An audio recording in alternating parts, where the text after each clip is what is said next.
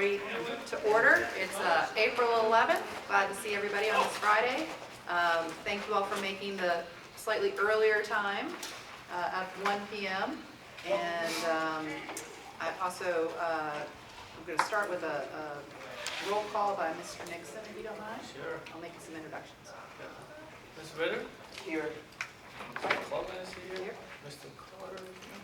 Mr. Moore is here.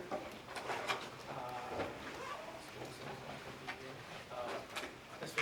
Fitzpatrick? Present. Ms. Weiss will be here in a Yep. second. He's here. Oh, she just walked in. Awesome. Dr. Kidd? Present. And Mr. Wallace? Present. And Ms. Hayes just texted me that he's en route. Okay. Yes, I know he was coming in from another meeting as well. Okay. So, okay, great. We have a quorum. That's wonderful. Also, I have the opportunity to introduce the gentleman next to me, our new Deputy Executive Director, Mr. Warren Lyon. Thank you for being here. Would you like to say a few words? Sure. I appreciate the opportunity. This week I've gotten to meet a couple of our partners at their location to kind of go over the project. And I've been kind of getting my feet wet this week and understand where we are and where we need to go. So I appreciate the opportunity of having me here and looking for future success. Awesome. Great. Thanks so much. And I'm going to ask to modify the agenda slightly from what was sent out previously. Specifically in the old business section, I'd like to modify the agenda to include a discussion about the Southside Network Authority bylaws based on our last meeting. So I'm asking for a motion and a second to approve the agenda modification. So moved. Thank you. You're looking at me, why? I know you guys are Second. seconded by Ms. Ritter. Thank you. Any discussion? Hearing none. All those in favor signify by saying aye. Aye. Any opposed? Okay. We will modify the agenda and add that to the old business section. The next item is the public comment section. And are there any individuals here to make any public comments? Okay. Seeing none. Were there any submitted public comments? Okay. The next item are the meeting minutes that were sent in advance. I hope you all had a chance to take a look at them. They're always so perfectly prepared. Is there a motion to approve the meeting minutes? Ms. Ritter, thank you. Is there a second? Second. Mr. I'm Moore? now at my quota. Okay, are there any discussion? Is there any discussion? Hearing none. All those in favor of approving the meeting minutes to March 14th signify by saying aye. Aye. Any opposed? Great. And then, Mr. Nixon, the Executive Director update. I will turn the floor over to you. Okay. So happy to report on the construction update. So all fiber has been completed, pulled in Portsmouth. So Danella is moving over to Norfolk to begin construction there. They already have a lot of their conduit in place, and they'll begin pulling, actually today, they'll start pulling fiber in Norfolk. So that's great. They've been making a lot of progress over the last, I would say, 30 to 45 days, and a lot of things are starting to come to pass. They have submitted a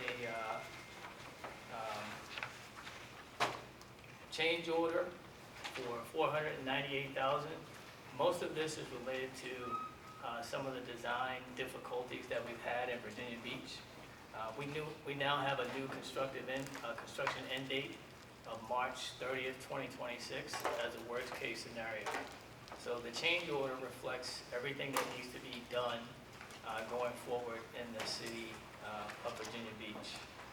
And then I would ask the board to approve this change order.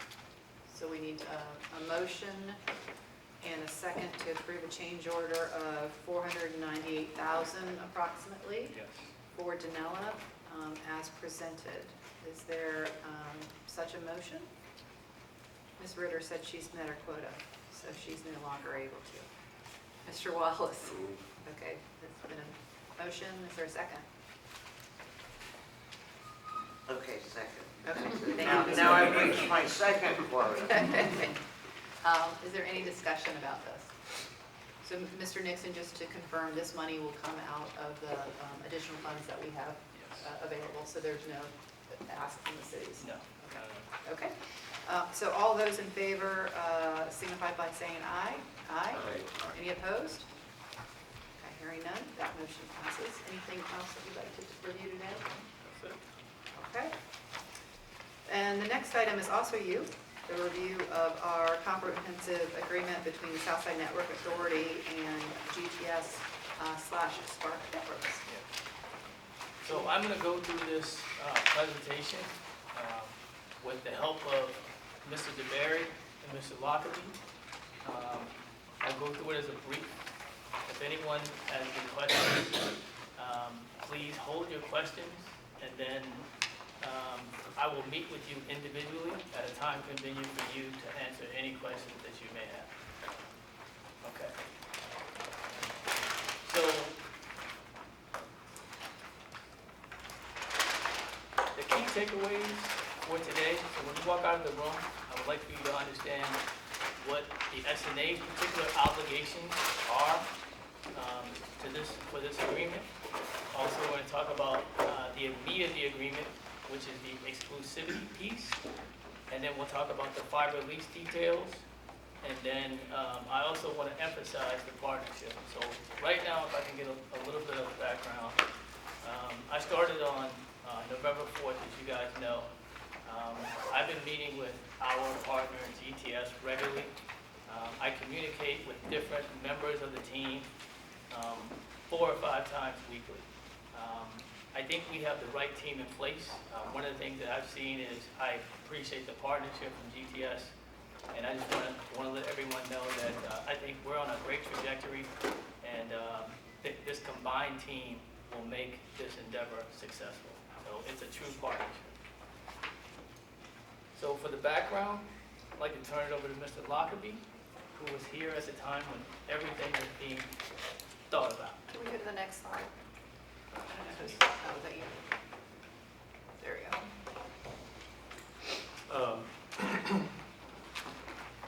I want to talk about the initial way. So there's going to be a timeline, which I believe Mr. DeBerry is going to go over. Is that right? Yes. Marcellus? But when we formed originally, we had a couple of different decision points that we had to reach pretty quickly. The first was what the best way of going about this was, of going about forming an entity was, whether it made sense to form this as a governmental authority or as a publicly owned non-stock corporation of some type. For a variety of legal and financial and tax-related reasons, it made more sense for us to do this as a governmental entity. The General Assembly had at that point created a vehicle which has since been approved that allows us to do it. They call it the Wireless Service Authorities Act. Nobody actually uses it as to provide wireless service anymore.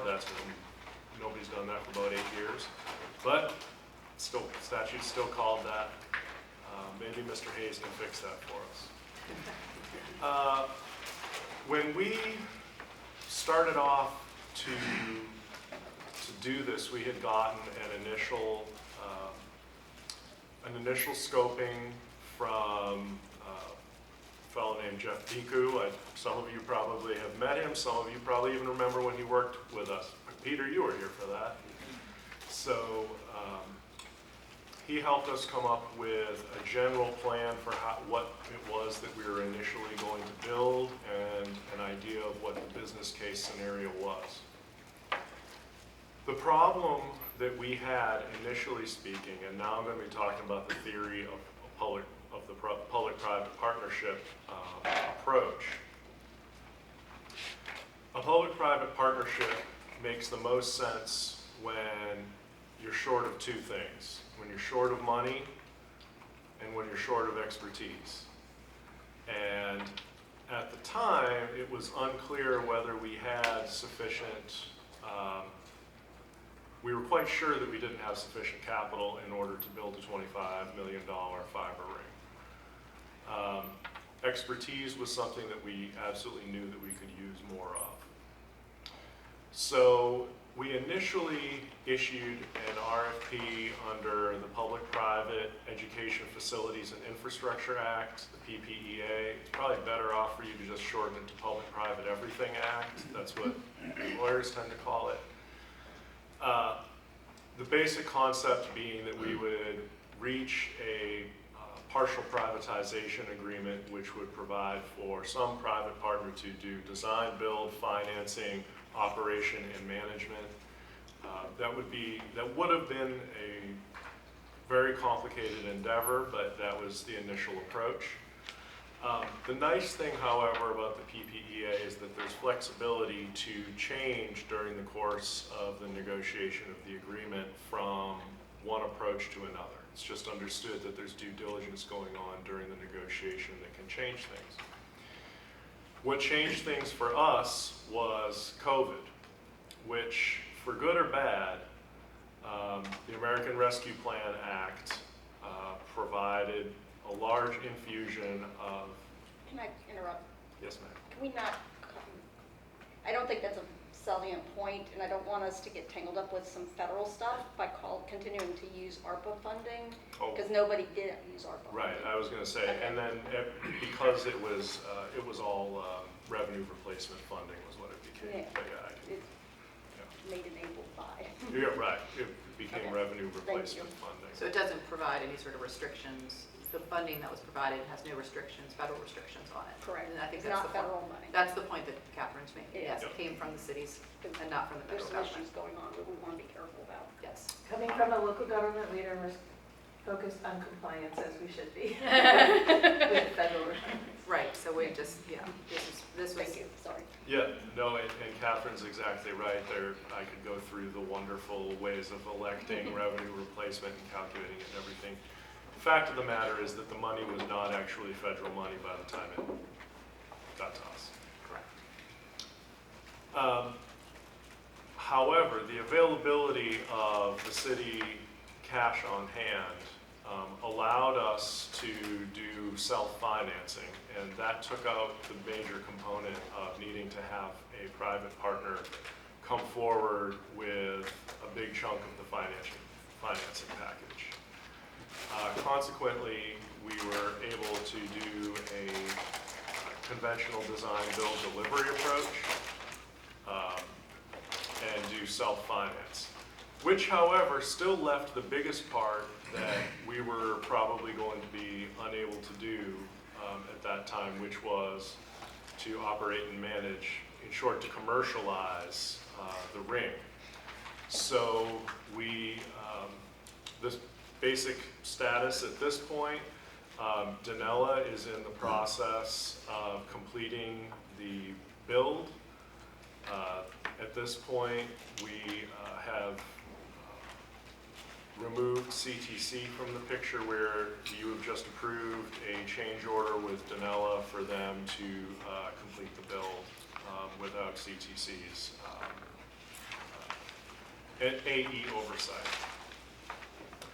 So that's where we stand at this point. We have in place an agreement with GTS to essentially to commercialize this project, to make it financially viable. So that's where we got to, and that's why we got there. Okay, Mr. Lockley, thank you. And now I'll turn it over to Mr. DeBerry to go through. Hey, good afternoon, Board. Chair, can you hear me okay? Yes. We can hear you perfectly. Thank you, Stephen. Okay, awesome. So, we've been on a long journey. We see ourselves coming close to the end, and I think this timeline, the next few slides will expand on Mike's background and provide a refresher to the board members with regards to the process and path we've been on since 2017. So, if you look at the first chart, as you can see, there are a number of actions that were taken that led ultimately to the establishment of the Southside Network Authority in November 2019. That's the third dot from the right. There were some notable accomplishments. Virginia Beach, first transatlantic cable was installed in the fall of 2017. And a number of these issues Mike mentioned Cass Severn, the 30% design contract. These were actually accomplished through the leadership of Bob Crum and the 5 cities as we began to transition to Southside Network Authority. So you can see the city managers tasked the CIOs to look at this fiber ring and some of the potential for regional collaboration, public safety, higher education, economic development, and reaching unserved and underserved areas.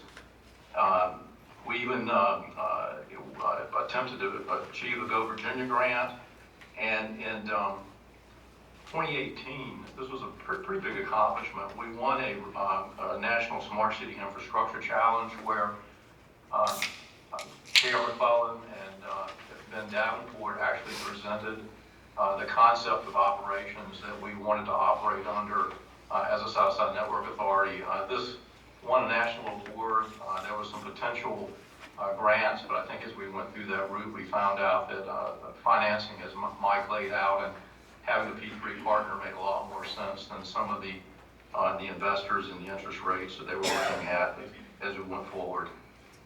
So again, kudos to Bob and his staff leading us up to that point.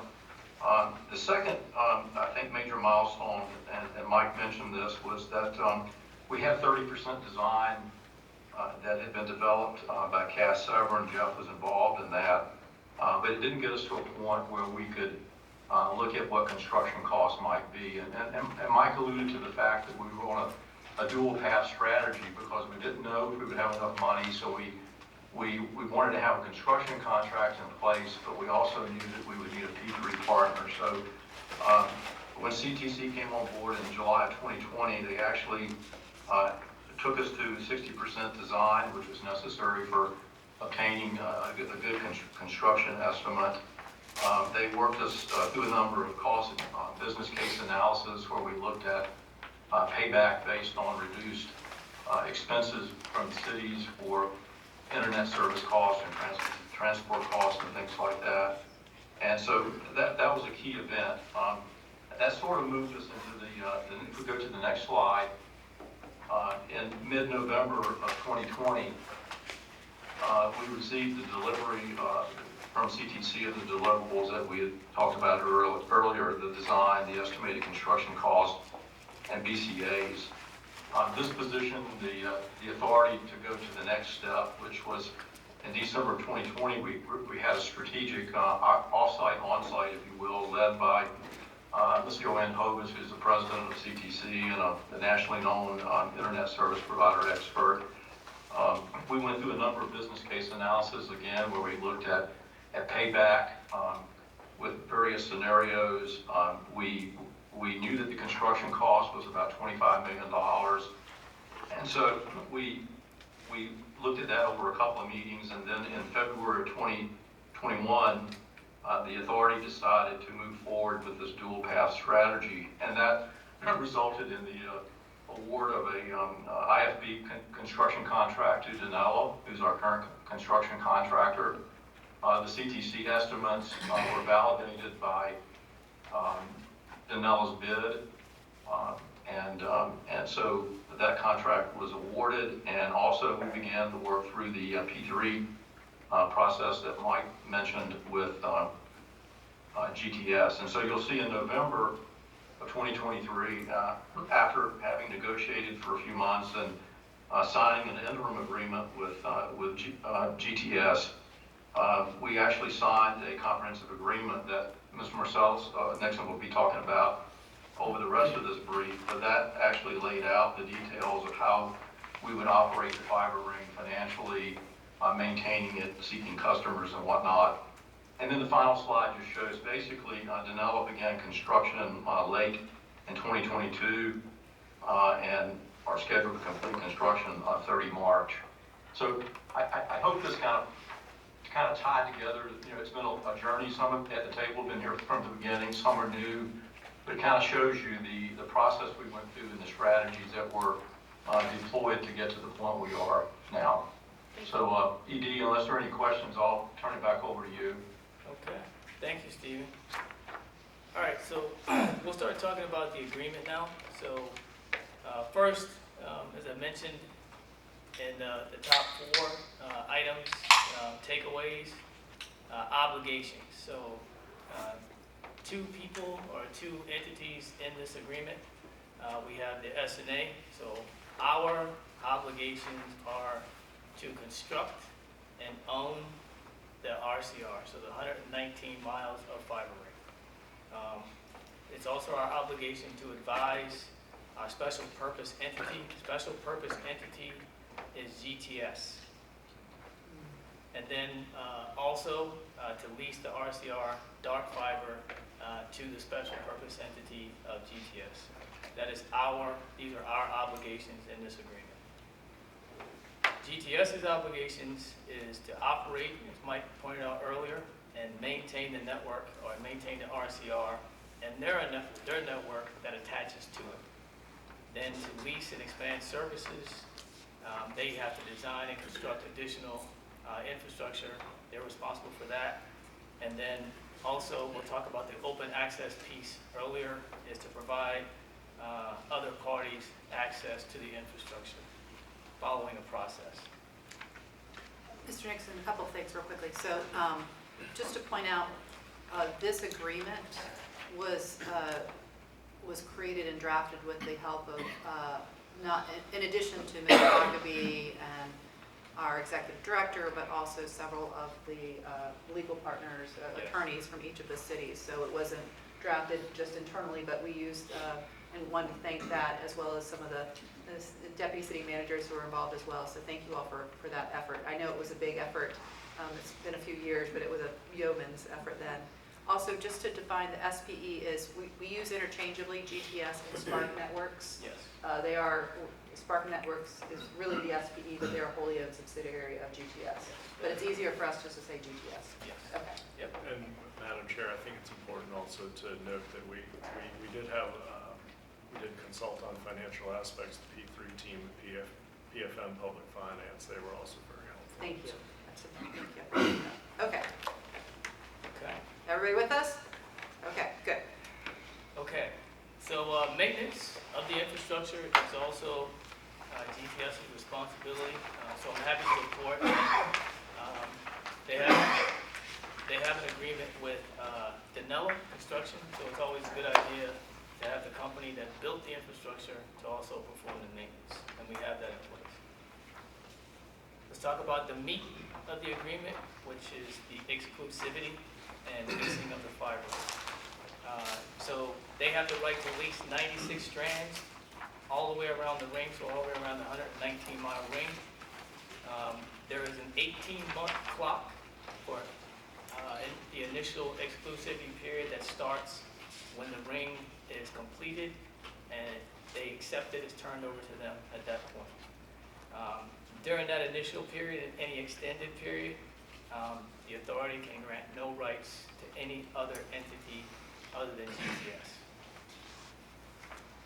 Then we have the extended exclusivity period. So GTS has some goals. So if they execute on 25% of total passing, so a passing is when fiber is going down the street and it can easily be used to build distribution or other infrastructure. This comes to 105,000 passing. So if they meet this number, and then 10% of them are unserved or underserved or disadvantaged, we can enter into a further agreement to make the total agreement 60 months. And then there's a further extended exclusivity period where we can, GTS may request additional time. Reserve fiber on the ring. So this will not restrict any of the cities. They have 6 fibers on the ring all the way around as well for any of their intra or intergovernmental purposes. We should not offer any fiber to any other entity that's not an approved ISP. I'll talk about what an approved ISP is a little later. So then open access. This is an open access infrastructure, which means that anyone meeting the criteria can have access to this infrastructure if they are technically and financially qualified to do so. Then we have in the initial exclusivity period, GTS has the rights to bring on any additional approved ISPs through a process in which they have developed. An approved ISP has to go through a process of, we can have up to 4 of those. They have to complete and submit an application, and they will submit the application, and then in consultation with the Strategic Advisory Board, which I'll talk about here in a little bit, they will provide a decision to those entities within 45 days. There are institutional users, but none of them can have access to leased fiber in competition with approved ISPs that are inconsistent with the terms of this agreement. Could you give some example of what an institutional user might be? Like educational institution, something like that, like university. Okay. That's a great example. Yep. Thank you. So then it talks about GTS's network development. So as I said earlier, they're responsible for designing, constructing, and maintaining this middle mile infrastructure. They're also their infrastructure, which includes fiber to the home drop, or fiber to the premise, and fixed wireless if that is deployed. They will also be responsible for, as I said earlier, the unserved and underserved, and they will able to access the third-party providers that are approved ISPs, and they will operate a network operations center and a security operations center to maintain the infrastructure and protect the services that are provided by the infrastructure.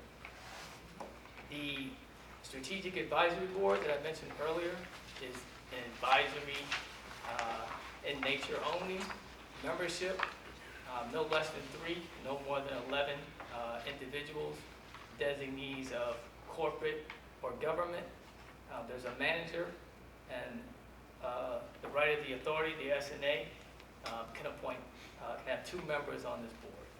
So they meet at least once per calendar quarter or whenever they need to discuss anything that is strategic relating to the ring of the infrastructure itself. Their function is to develop and implement a strategic plan for future years, how the infrastructure will evolve, change products, technologies,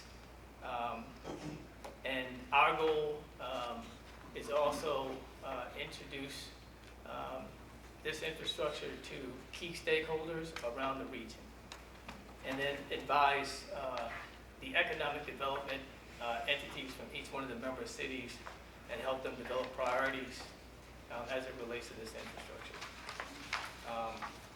The last piece is also the authority will be introducing other entities to the SB or GTS in this regard. The implementation plan, so key market segments or opportunities for expansion in business. Marcel, I'm sorry. Yep. I know we're trying to get through this, but SAB has not yet been formed? Not yet been formed officially. I would say unofficially. It's been working since I started.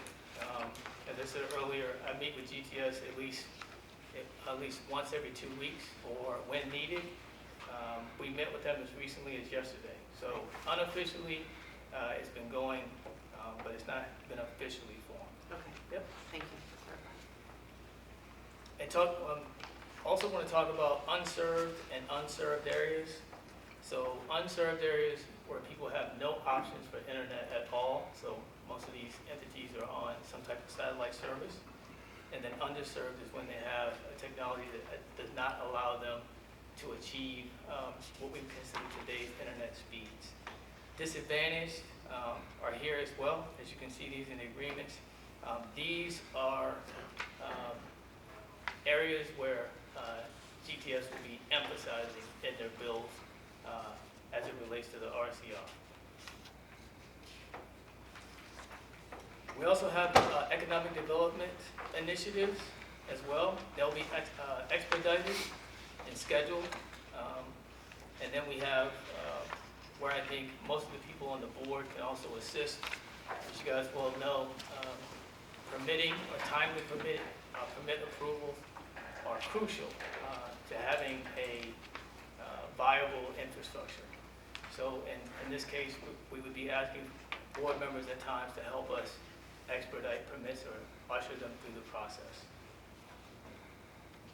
Last mile infrastructure falls into a couple of categories, so fiber to the home, and then fixed wireless if needed. Particularly this will play out in rural areas. We can also partner with third parties, as I talked about earlier, approved ISPs to enable customer connections and locations. And then we also talked about the operations. The network will be maintained using reasonable or best industry practice efforts. Defaults and remedies, in particular, as it relates to mediation, there is a remedy section and the mediation section talks about what that process looks like if we reach this point. And then there is no termination for convenience. Both entities have spent tremendous amounts of capital and time to make this a success. This is why this is in here. And then we have a force majeure area. We talk about acts of God. We will have storms in this area, as you guys well know, that will damage the infrastructure, and we have a process for maintaining it. Assignment. Neither party can assign their interests or rights in this agreement without consent from the other. So now we're talking about the dark fiber lease itself. As I said earlier, it's 96 strands of a 288 fiber count cable. It's 119 miles around the ring. Total strand miles, when you take all of the strands together, is 11,000 miles. This is a 20-year agreement. GTS will pay the SNA $2 million a year with a 2% escalator. If GTS were to terminate earlier, they owe a lump sum 50% of the total lease remaining. And then the lease starts at the acceptance date. If there's a prorated amount that happens if we're in the middle of the year, for example, or if there's a portion of the infrastructure that they want to accept. The lease effective date. Myself, just real quickly. Sorry. So, again, to point out, there is a potential that there is a portion of the ring that can be lit up and Spark Networks can start to market in advance of the completion of the total ring. Yes. And then they would, GTS or Spark would pay for whatever that portion would be in Yes. advance. But the actual lease in full wouldn't start until the full completion. I just wanted to make sure everybody understood that as Yes. well. Okay. But we'll do that. We're going to do it on calendar year, so if we don't get it by January 1st, we'll pay a portion of that. Yeah. Thank you. The last part is the lease term. It's 20 years, as I said earlier. And there's 180 days notification if there's termination.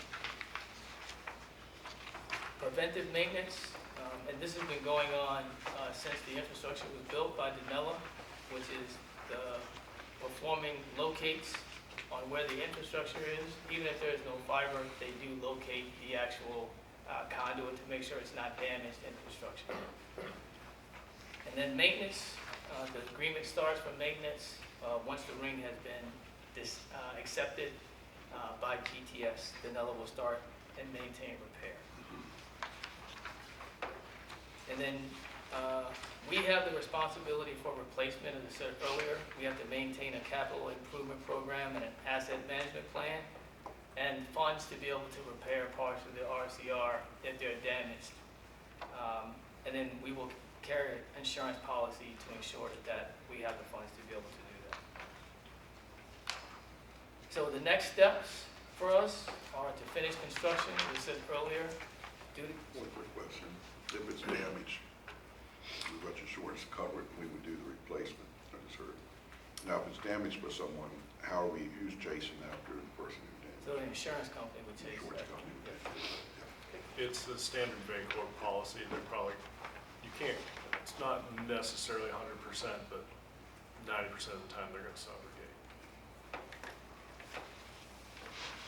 So next steps, our job is to finish working with GTS and the Nella Construction Company to finish construction. March 30th of 2026 is the date that we have now, worst case scenario. Complete our strategic plan, which is the asset assessment, which is the GTS enablement mechanism. So the SNA will be working to complete this piece, and this will assist GTS greatly in their endeavor to provide service. We also, at the SNA, will continue to communicate our organizational vision for how we see this infrastructure long-term. And I want to come back to, again, about the partnership that we have. We have an obligation, and my deputy and I are committed, and with the board, both boards and systems, to be a willing participant in this endeavor, to make this endeavor successful beyond our wildest imagination. So, thank you for your time. Good job. Thank you. We thought it was, we're getting close here, folks, and we thought it was a good opportunity to get back to this as a reminder for everybody of where we are and to refocus and re-energize our partnership with GTS. And it's an exciting time. I feel really good about where we are, and you picked a good time to come on board, Warren. Yes, Without a doubt. That's So- what I thought too. Yeah. Wait till next month. So at any rate, well, thank you, Marcellus, for going through that. Thank you, Mike and Stephen, for providing a little bit of background as well. I thought that was really helpful. And if you have any follow-up questions, please feel free to reach out to Marcellus, and you can help answer those. Okay. So now we're going to get to our old new business section.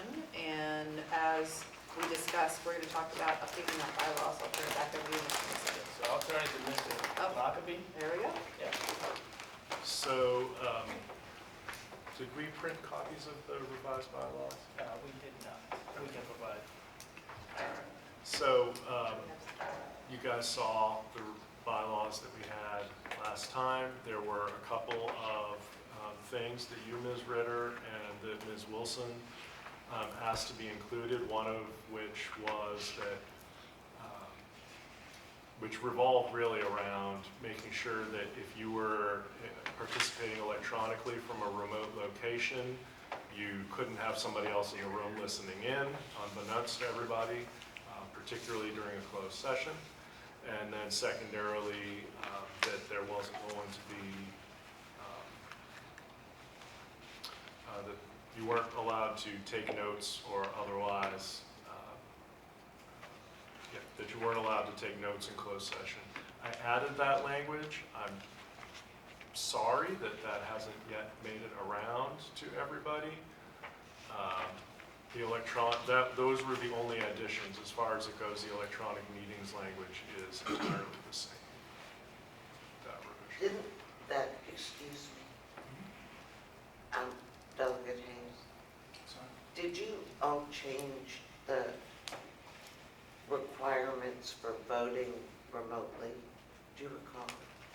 It's a couple of years ago. Well, I think there might have been There's something a that's change this So year.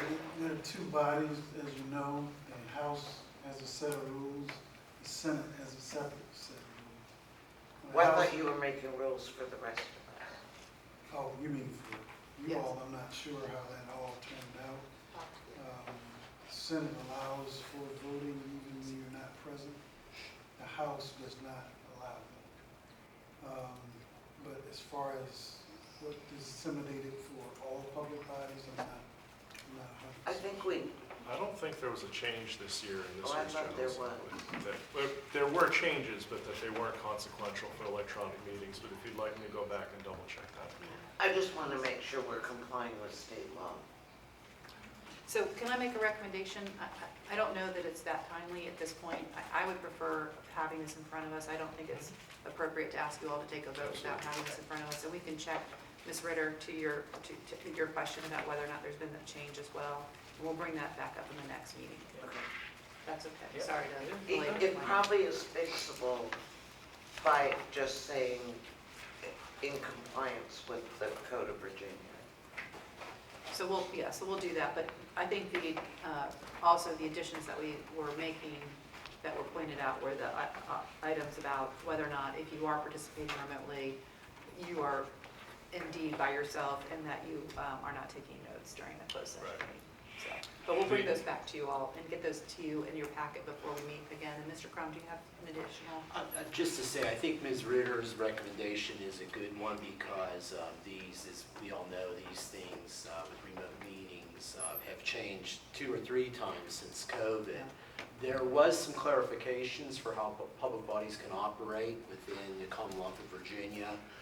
It talks about how many remote meetings one public body may hold in a calendar year. It talks about how they can't be consecutive, all remote meetings. It does give individual members certain capabilities of how to be able to vote remotely, as Mr. Lockaby's outlined for you, and even record keeping that has to occur in that regard. So we'll be able to, with Mr. Lockaby, give you that synopsis. And the element of notice that needs to be provided by the board member as well. I'm just wondering, in the deep darkness of along with earth science, bylaws are about that interesting to most people.